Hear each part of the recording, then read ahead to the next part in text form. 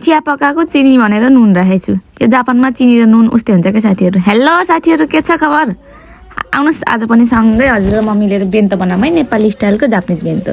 यो आजको बेन्तो चाहिँ मेरो सुसमको अब विकेन्डको अन्तिम बेन्तो हुनेछ साथीहरू।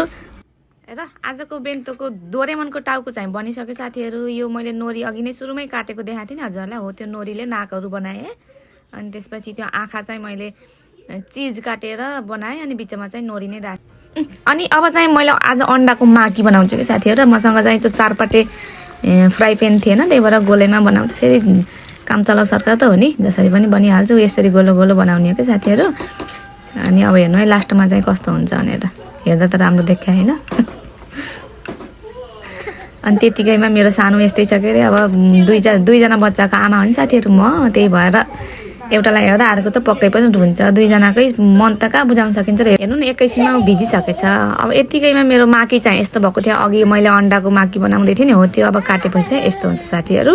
आज चाहिँ मैले धेरै जाँगर लगाइनँ कि मैले धेरै कुराहरू बनाइनँ। अनि सुसमले पनि यही ससेज लिएर जान्छु भनेको थियो। अनि मैले टमाटर काटिदिएँ। अनि त्यो ससेज खानालाई अलिकति केचप पनि राखिदिएको छु साइडमा। अनि त्यसपछि सुन्तला काटिराखेको थिएँ।